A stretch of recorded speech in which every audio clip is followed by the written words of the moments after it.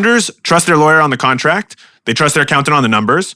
Then they sit across from the GTM advisor, and you know this well, and suddenly they're the expert in the room, right? They know everything, and they know where they're going. And I always like to say that's a year of runway down the drain. And really, that also goes to another point that I really believe that lean is the word founders use right before they spend a ton of money on the wrong people, on the wrong platforms, and on the wrong product, and basically doing everything incorrectly. Yeah. That's my general thesis when it comes to not doing GTM the right way. And I think this time, let's talk about kind of what it is, how you can set yourself up to, basically do your right strategy in a go-to-market, strategy very well. I want to ask you, Sun, kind of what do you think makes kind of go-to-market advisors, in my mind, kind of expendable to the startup founder? That's a good question.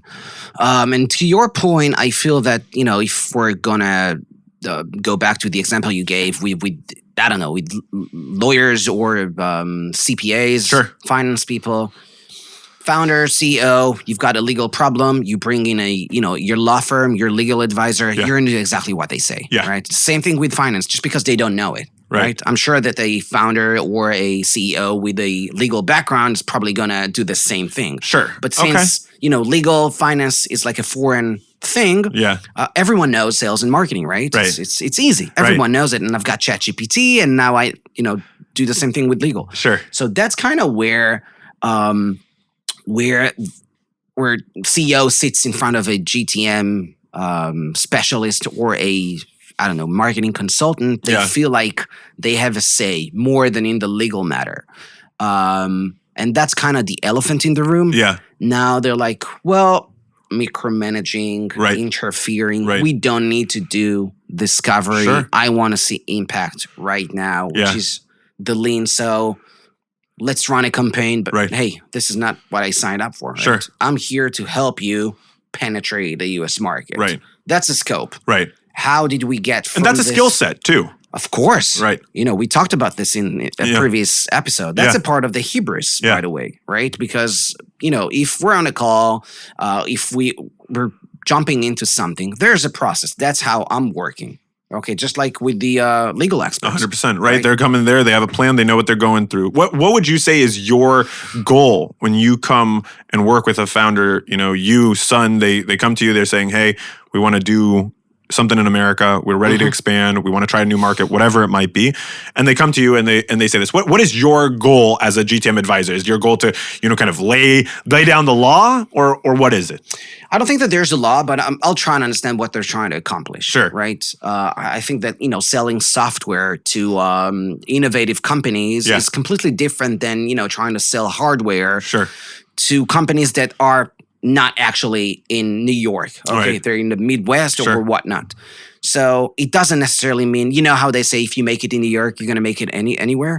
So you don't have to go straight to Manhattan or San Francisco, right? Maybe, we can start with San Diego. We can start with, New Jersey, just because the secondary market is going to be easier. We can pick up on signals and stuff like that and see what's going to actually work. But that's, I think, a point there that you said that I want to pick up on. You're going to find things that actually work, not the buzz. And so that to me sounds like you're also, in a sense, you're actually there to save them. It's like the lawyer saves the client from the lawsuit. The accountant saves the lawyer saves the founder, taxes, make sure that everyone's getting paid, make sure the peace of mind, right? Exactly. Responsibility. But you're giving them time saving. Correct. You're saying, guess what? I'm telling you, you can spend your time here, you can spend your time there, and you're going to fail, or it's going to hurt, or you're going to spend a lot of resources and it's not going to go anywhere, or you can spend it on the right path that might seem a little also not the right path, or might seem a little outside your comfort zone, but it is actually going to save you time down the line.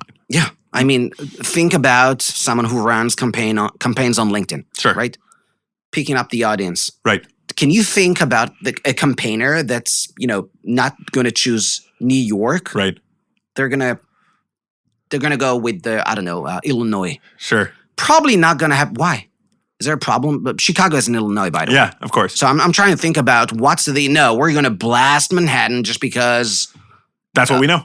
Yeah, New York. I don't know if you're gonna blast Manhattan. That's what we know. So yeah, this is not selling magic, right? I connected with a colleague from South Africa. He runs an agency there. And he's like, every time I jump on a call, they're looking for that silver bullet. Yeah.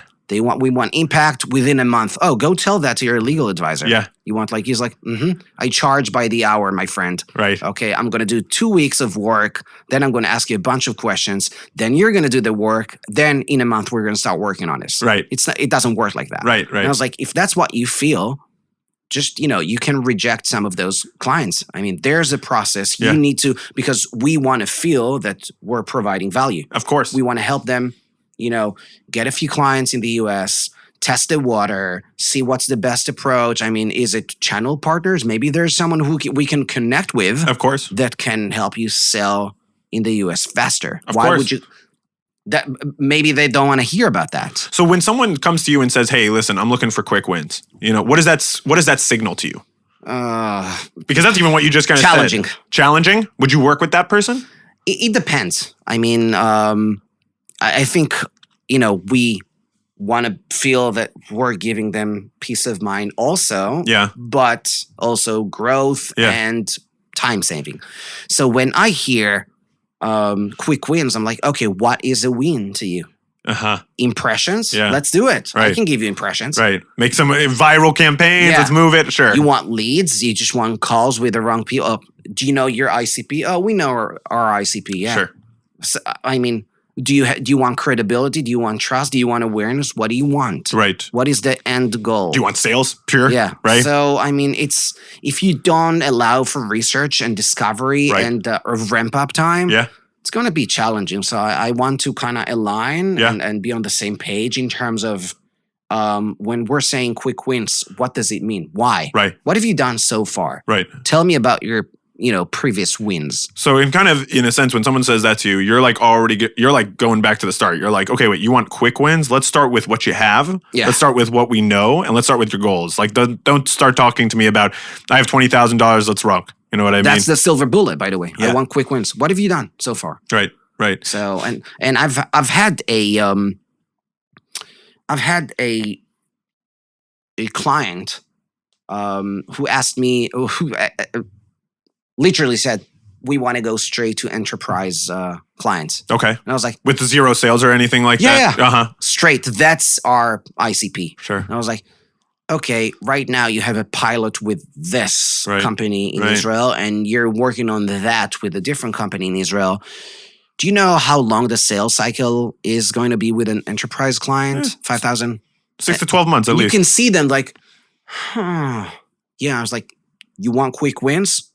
Your approach is completely wrong right now. Right. And you see that, you see the clogs going, the wheels are turning. But at least that's good. This person was flexible and he was assertive. Listening to people who are smarter than him. But you can, if you feel someone doesn't do that, they don't respect your time, ramp up time, stuff like that. They want to go straight to the lean tactics, quick wins. I mean, I feel that you don't have to take it if you don't want to. And at the same time, I've got to tell you something it's pretty funny about the time at Boston. My wife is a pastry chef. Okay. And she went to culinary school in Boston. Okay.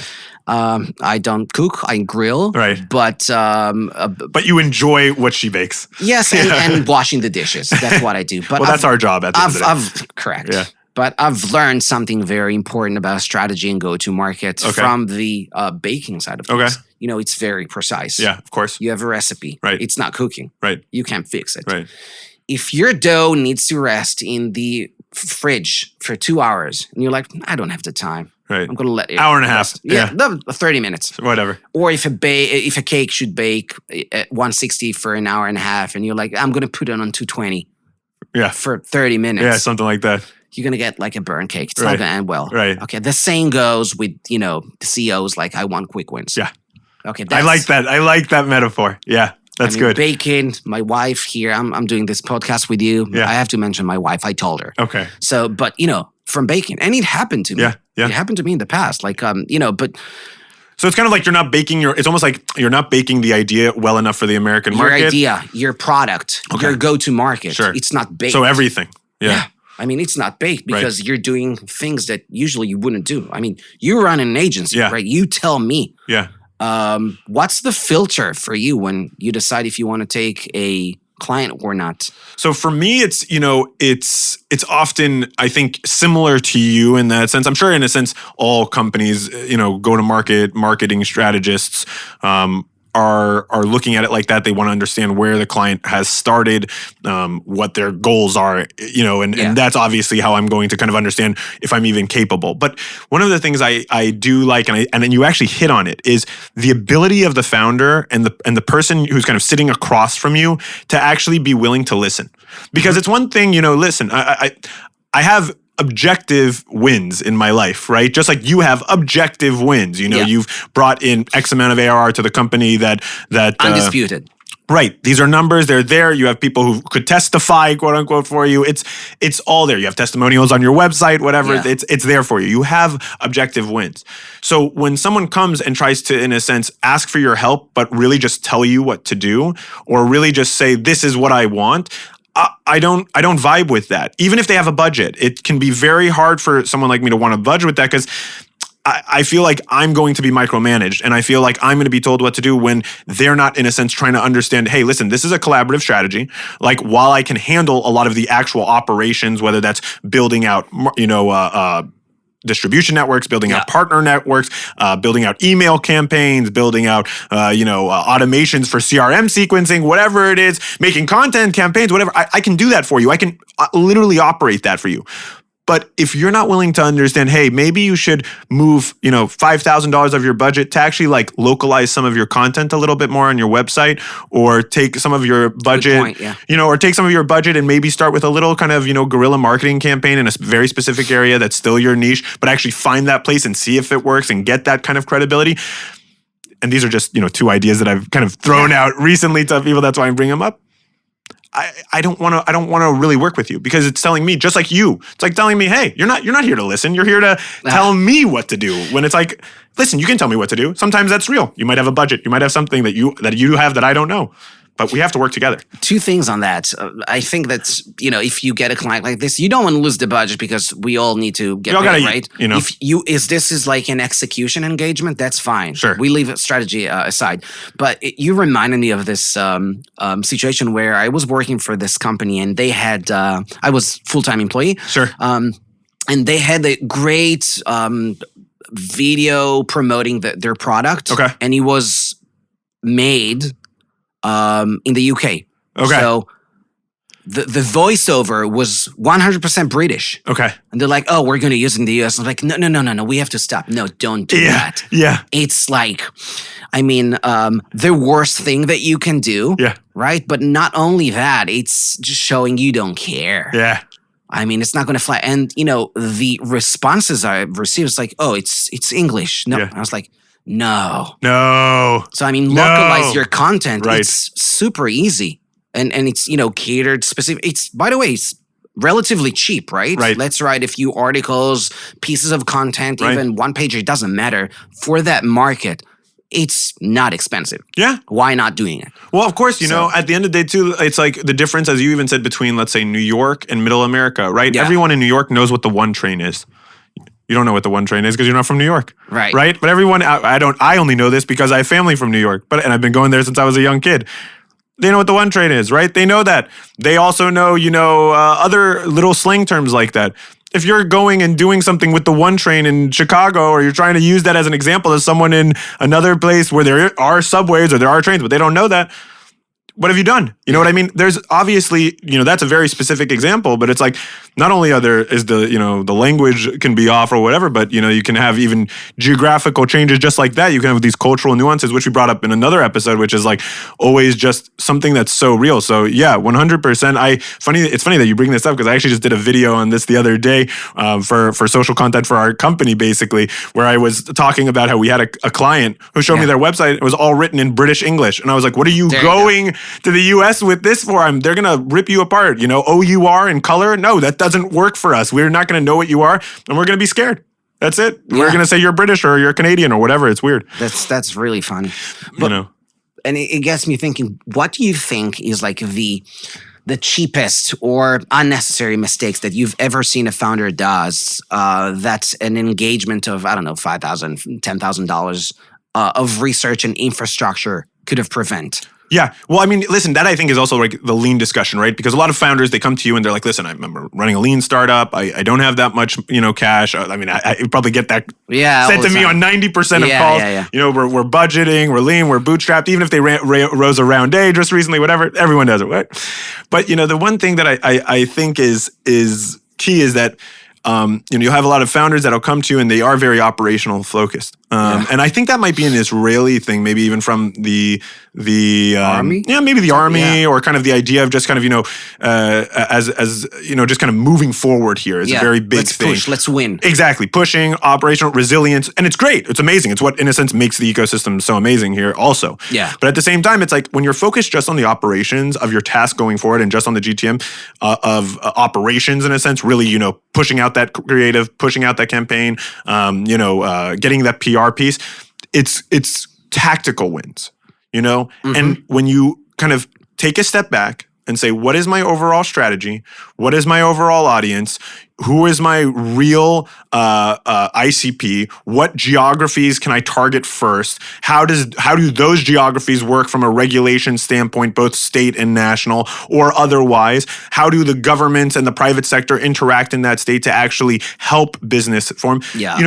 When you can kind of step out and map that, and then say, great, now I'm going to take my money and put it in this specific campaign, this PR piece in this area, or whatever. That's like how you can really avoid a mistake. And I've seen that many times where, a founder comes to us, say, hey, we have $10,000, we want to run an ads campaign. Okay, but you don't have the understanding of even your ICP. You don't even have, beyond the fact that sometimes their infrastructure, their website is messed up, like I said, or they have no social content or whatever and nothing to validate themselves. You don't actually have kind of the overall awareness of even what you're trying to do. You're just like trying to throw money at a problem. And that's a very good way to like feel like you're doing something without really anything, Psychology. Yeah, reverse psychology at that sense. Yeah, I mean, the ICP, I think it's not only everything that you mentioned, spot on, but not only who they are. It's not like a product manager at a company with, between 500 to 1,000 employees. It's not that. It's where do they consume information? Exactly. How do they get a buying decision. Right. What the buying committee is made of. I hear that a lot right now. Mm-hmm. Like as if like it's a new thing. Right. What do you think? The VP product somewhere is like deciding on software in $100,000 just like that because he's got like a credit card. It's that's not how it works. Yeah. So I think it's very important. And I've actually had a story about this. I was doing this project. They want 1 month only, no discovery, nothing. They know their ICP. Okay, let's do it. Right. And it's not working. Sure. Why? Because, obviously we want to use LinkedIn. They're all there, but they're not responsive. Sure. Why? Because they're not there. Right. You can see them. Yeah. Everyone is on LinkedIn. But they're not active. They're not active. So we had to work with this, but obviously no one blamed me because they kind of knew, but even if they would, I would be like, no discovery, they're not there. Right. We're talking about very specific people. I don't want to give it away, but very specific people. I was able to save it because we already had the list, so we just figure out other ways of going around. Yeah, I mean, that's the list. Those are the right people. Okay, let's get their email, and we're able to get to, they just want to text. Okay. They wanted you to reach out to them via phone. Yeah, it's a different client. Where they are, you got to meet them where they are. They're outside. They're not digital people. Sure. So they're outside. So know your audience. So what is like, if you had to summarize your one, takeaway that you would say to a founder who's coming to you, trying to understand go-to-market and how they should interact with a go-to-market advisor for the US market, what would be your one piece of advice? I would say that, it's very broad, but, treat me like you treat someone with legal background, with finance background, someone who's doing taxes. I know it feels like marketing and sales is something everyone knows, and you can get information on in ChatGPT, Gemini, doesn't matter. You can get information about that, about legal stuff and finance on ChatGPT also. But you're reaching out or you're working or trying to work with someone who's got more US experience than you. It's fine. I don't know if I mentioned this in the past, but I used to take calls with, and I had like really nice background with my MBA diploma on the wall. And I jumped on a call with someone and he got very impressed. And I was like, well, that's just I went to law school in Israel and my diploma. So he was like, but I told him, I don't know if it does any justice for me. He was like, yeah, that's an interesting question. Like, the fact that you're an American, you should feel bad about. Right. I grew up in the US. I went to school in the US. I understand the market. This is why we're talking. Yeah. I'm better trained than the lawyer and the CFO on this matter. Yeah. Listen to me. That's the only thing I'm asking. Listen to your advisor. Listen to Sun. If you've decided to work with Jordan, listen to Jordan. Right. But listen. Open your mind, right? I think, and to your point, if you give someone I want to say GTM map. Yeah. Just I'm trying to visualize it like a dashboard. Right. This is where they are. This is how they consume information. I think it's pure gold. Yeah. You're telling me. I agree with you 100%. I think to even like sum up what you said, listen to the advisor as though they were your lawyer. Yes. I love that. It's great. Yeah. I mean, you don't have to, but let them do the work, listen to them, see how it works. I mean, look at the data, do whatever you want with it, but at least take a look, give it a try. So we're not selling miracles, right? So I agree. We're not selling miracles. That's the bottom line. Let's be